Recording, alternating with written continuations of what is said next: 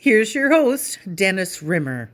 Thank you for tuning in. Welcome back to another edition of Talking Books and Writing and Stuff's podcast. Today we're talking with Margot Kinberg from the California area code area. And Margot and I met in the traditional way online. So Margot Kinberg, first question, couple of questions. First of all, who are you and what do you do?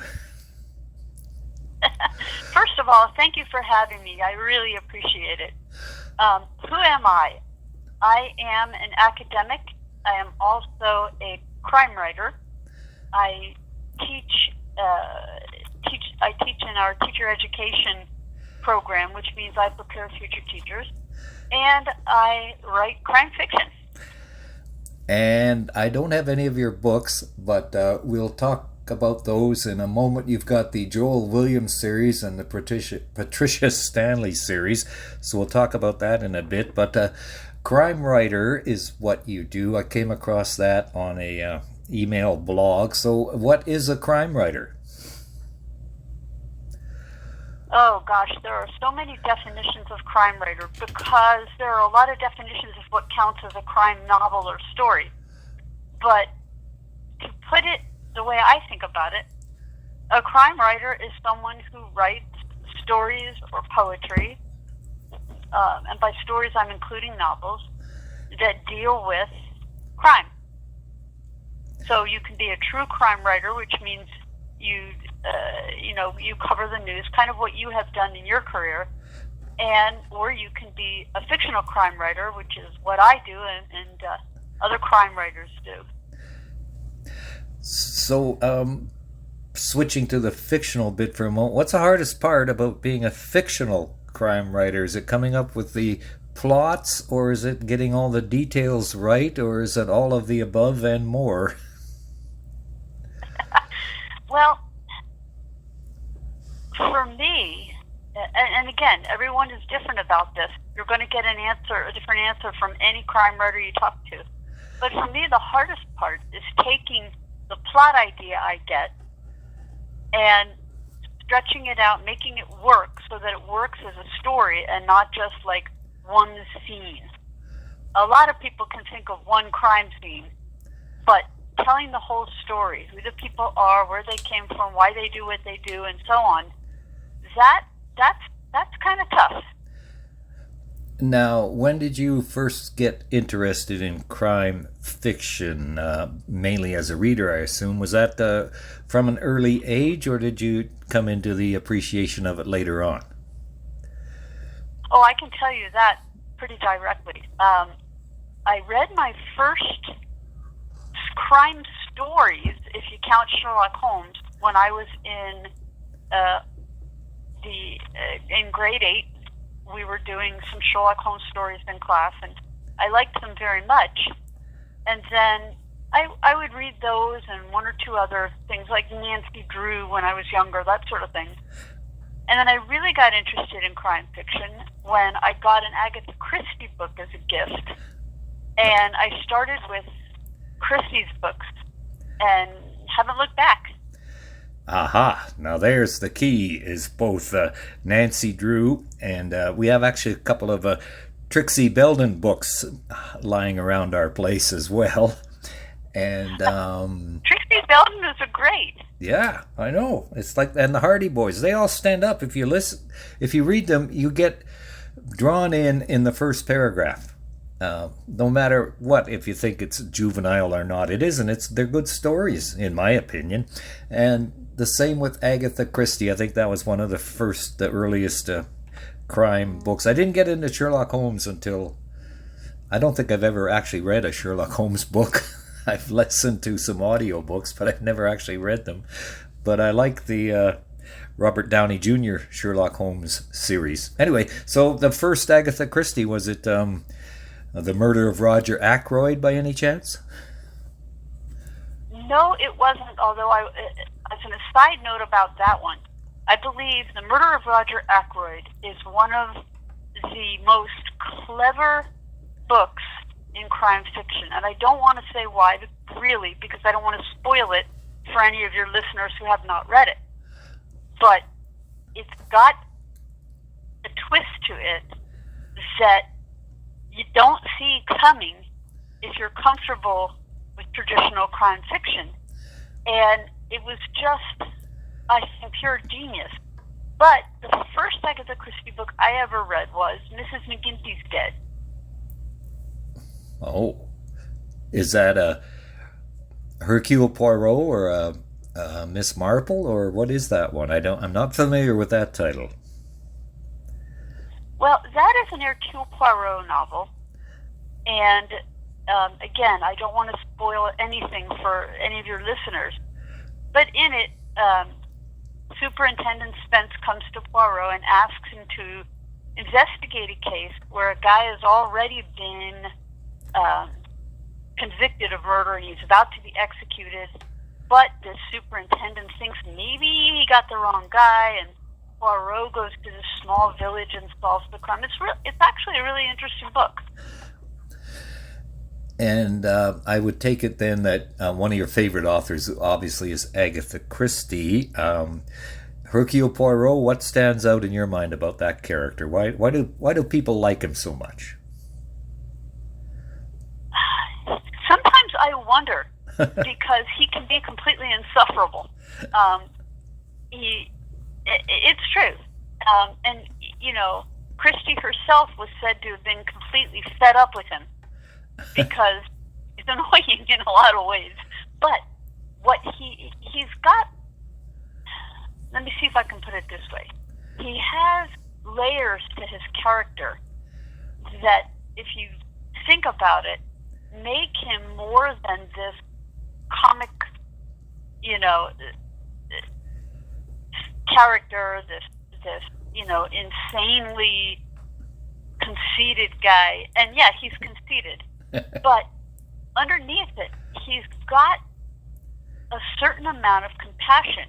I won't name titles or anything, because I am very much averse to spoiling stories. But there are a couple where he really has sympathy, or at least feeling compassion for the killer. And he understands why the killer did what the killer did. And it makes him sad, in a way, to have to have that person arrested. He's got that compassion. He's also, he's a really brilliant detective. He notices things. He thinks about things. And, even if he does have personality flaws, he's also got some strength to his character. And, hey, I don't know anybody who is perfect, so, That's right. Let's go through a list of some of the old and new ones. Ellery Queen, you familiar with the Ellery Queen works? Sure, I have not read them all, but I've read several of them. Queen develops, is a better way to put it. Queen develops really in an interesting way over the course of the novels. And again, I'm saying that not having read every single of his adventures, but of those I have read, as the novels go on, as the years go on, the Queen cousins made his character get a little bit deeper, a little bit more interesting. I kind of like that. Right, it's not the same person in different situations. It's, like you said, character development as well as progression into different sorts of mysteries. So let's go back to we'll call it the traditional golden age of detective fiction. We've got Nero Wolfe. Did you ever read any of those? Oh, yeah. Now, again,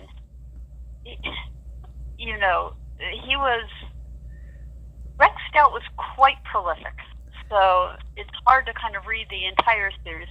But I've read several, and I absolutely love the Archie Goodwin character. He's great. And he's kind of like the narrator or the person that drives the stories, and he sort of reports on what Nero Wolfe does. Is that how it works? Yeah. And it's kind of interesting because we get to see Goodwin's description of Wolfe, which is not always flattering. There was a TV series years ago with William Conrad as Nero Wolfe, so I guess he kind of fit the image right there. I did see there was another series that was a little bit later, actually, with Timothy Hutton as Archie Goodwin, and I liked that actually a lot better. And of course, now that we're talking on the phone, I forget the surname of the actor who played Wolf. Mari was his first name, M-A-U-R. Forget his surname. But that series, I thought, was really well done. And here's an interesting point for you for TV series. Tim Hutton, who played Archie Goodwin in that series, is the son of Jim Hutton, who played Ellery Queen. Oh, yes. With William Wyndham. So, yeah, he was with David Wayne as his father. Oh, David Wayne, right. I'm Jim Hutton. Yeah. And I always thought that was kind of interesting that Tim Hutton is the son of Jim Hutton, and they both did this crime fiction television thing. And we've got Ellery Queen, Hercule Poirot, Miss Marple, Nero Wolfe, like we said. Also, Philip Marlowe. Are you a big fan of Raymond Chandler? I would not say big fan. I read some of his things, and I deeply respect his innovations in the genre. I really, really do. His Philip Marlowe is an interesting character. He's one of the earlier, I won't say first, one of the earlier kind of noirish PIs that so many others that came later are patterned on. I liked Chandler's writing style. Have you read any of his short stories? They're pretty good too. I have not. Maybe when I was younger, because I read a lot of Raymond Chandler when I was late teens, early 20s, and then I kind of drifted away from it for a long time. But I will have to go back and look up for some Raymond Chandler short stories. We've got, how about the newer ones? Well, everybody talks about Lee Child and Jack Reacher. Are you into that kind of stuff as well? I'm not as much a reader of those thrillers. And again, all respect to Lee Child. He writes a really good, punchy, powerful story. But those kind of thrillers, not as much what I'm into. But Jack Reacher's a really interesting character, one of those Rolling Stones kind of guys. Yep. He just carries his toothbrush and, well, nowadays he's got a debit card, and a passport, but... Yeah, debit card, toothbrush. It's so funny you would just say that, because in one cozy mystery series that I used to read, there's a recurring character who's very wealthy, travels a lot, and he says all you need to travel is a toothbrush and a credit card. That's about it, right? Well, Jack Reacher used to deal in cash until he caught up to the modern age, but I don't like the fact that he buys clothes and then throws them away. I think he should put them in a charity bin or something, but anyway, that's just me. It's not exactly sustainable, is it? Right. The recent post that you had on your blog is about you can tell a person's character by the books in their house. What got you into discovering that? Well, it's funny. I've seen a couple of blog posts over the years of people doing what they call shelfies instead of selfies. Oh. And they show their bookshelves. And of course, when I'm in anyone else's home or office or whatever, I can't resist peeking at what books they read. Because I do think that the books you read, even if you didn't like them, tells me something about who you are. And it kind of, the idea got hold of me. And if you look in crime fiction, there are a lot of clues you can get from people's books. From the way personal libraries are described. Aha. And you give some examples. So I think Murder in Mesopotamia. Mesopotamia is one of them. Yep, that's exactly one. And I found that interesting because, here we go with Poirot. He looks at this, and he's well read enough to know what the books are in the victims, what they're about, and he'll say, "Oh, this book it suggests that, and that book suggests this." That was the first time I kind of read a story where somebody used someone's bookshelves. I thought, that's really interesting. That's right. It's great. Let's go on, Margot Kinberg, to your own fiction writing, crime fiction series, Joel Williams. What can you tell us about Joel Williams? Joel Williams, he's my friend. He's a former police officer turned professor of criminal law. He teaches at a uni in a small town in Pennsylvania. He's married, no kids. Let's see. Quick personality rundown. He likes baseball. Not so much. He goes to major league games, but he also follows the minor league baseball. He likes microbrewed beer. Also, he doesn't spend a whole lot of time in bars, but that's the kind of guy that he is. He's, in that sense, he's what you think of as kind of a regular guy, even though he's highly educated and this and that and the other. His wife, Laura, is a district attorney. So, they talk about, every once in a while, they'll talk about what he's investigating or what she's looking into. And in the book that just came out, The Crime, they have kind of an interesting difference of opinion on some things. And I thought, it's really interesting when husbands and wives or spouses, partners don't always agree on things, and they have these interesting discussions. Sort of like Macmillan and Wife. Yeah. Oh gosh, I haven't thought of that show in years. But yeah, and especially those issues where there isn't really a right answer, the answer. Ah, interesting. That's Joel Williams. So, folks, look for that one, the Joel Williams series by Margot Kinberg. Let's go on to, is Patricia Stanley your sort of newest venture? Patricia Stanley has an interesting history, actually. She started as a secondary character in one of my Joel Williams novels, Be Very Flat. And I liked her. She started in this story. She had her part to play. But as writers will often tell you, characters talk to them. I know mine talked to me. And she got to be a very strong character. She wanted more than just this little, side role. So I'm like, okay, talk to me. She is originally from California, but she moved to Pennsylvania, and she went to the uni where Joel Williams teaches. He helped solve the mystery of her partner's murder. So in the intervening years, she chose to become a police officer, and she went into police training. Now she's a detective who works not very, very far from where Joel Williams teaches. I've not yet had a novel where they investigate things together, but geographically they're not that far apart. She is engaged. In fact, she proposed to her fiance at the end of A Matter of Motive. And I'm working on the second Patricia Stanley novel now, and we're going to see what happens with her.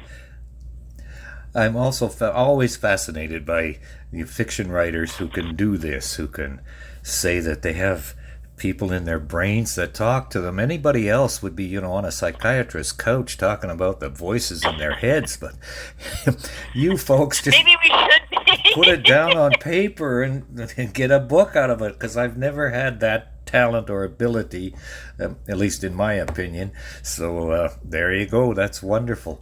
How do we reach Margot Kinberg? You have websites, things like that, do you? I do. There are a few places to find me. The quickest is my website, which is margotkinberg.com. It's actually Margot kin-berg.com. Or you can just Google my name and you'll get to my website. I'm also on Amazon. I'm also on Twitter. As Margot Kinberg. Yep. I'm also on Blue Sky. So there's a few places to find me. What is Blue Sky? Blue Sky is a social media very much like Twitter/X. Well, not very much like, much better in my opinion, but that's, you didn't hear me say that. No, not at all. What's next for you? What's next? As I said, I'm working on my second Patricia Stanley novel, and we'll see when that will be done. I'm hoping it will be published next year, but you know how life is, how things happen. I'm hoping it'll come out next year. I've also got a few ideas, nothing really settled yet, for some standalone things that I'd like to write. That's the trouble. Well, that's a challenge with being a writer. All kinds of ideas crowd in at once. So all the reading and writing you've done over the years, especially in the crime fiction area, if someone is a fledgling crime writing author, what are some of the best suggestions, tips, things you can give them? Okay, tip number one. Read. Read a lot. Read a lot. Read in your genre. Read outside of your genre. Read books you love. Read books you hate. And I'll tell you why. It's because it's only by doing that that you get a sense of what it's like to have a crime novel, or for that matter, a romance, a historical novel, whatever. Read. Find out what's out there. Find out what people do. Find out what writers you admire do. Find out what writers you don't like do. And then write a lot. Start out small, little bit by little bit. And people always say this. They say, well, I'm not really a writer. I haven't had anything published. And my response always is, do you write? Well, yes. Well, then you're a writer. So give it a shot. Give it a shot. What do you got to lose? What could be, if you don't do it today, then tomorrow you wake up and say, oh, darn, I should have written something. So go ahead and write it and then see what happens after that, I guess, hey? Exactly. And the other thing, real quickly, that I would suggest is one of the wonderful things about the writing community is that it's not a zero-sum game. People help each other in the writing community. So join a group, find other writers, write together or write by yourself and have them look at your writing, get advice, get ideas. It's not the writing part, you sit there alone and you type. But you have a wonderful community of writers and readers out there, so rely on them. And one quick question, Margot, before we go. Do you write like a typewriter, a pen and paper, on a computer? How do you actually do the physical part? Oh, my friend, if you saw my handwriting, you would know I do not write by hand. But I use a laptop. I find that that's the easiest way to get my thoughts down. Every once in a while, if I'm not at home, not with my laptop, I use the Notes app on my phone to jot down little ideas for myself. But the story goes from my brain to publishable, or at least I hope so, on my trusty laptop. And the rest is history. Okay. Look for Margot Kinberg, just like Margot said, just Google Margot Kinberg and you will get through to her. So Margot, thank you very much for telling us all about being a crime writer. Thank you so much for having me, Dennis, and thanks y'all for listening. Thank you for visiting with us today. This is Talking Books and Stuff with Dennis Rimmer. Contact him at dennis@talkingbooks.tk. Thank you, and may all the good news be yours. Oh, and don't forget to check out his book, The Great Canadian Notebook, available across Canada and at amazon.ca.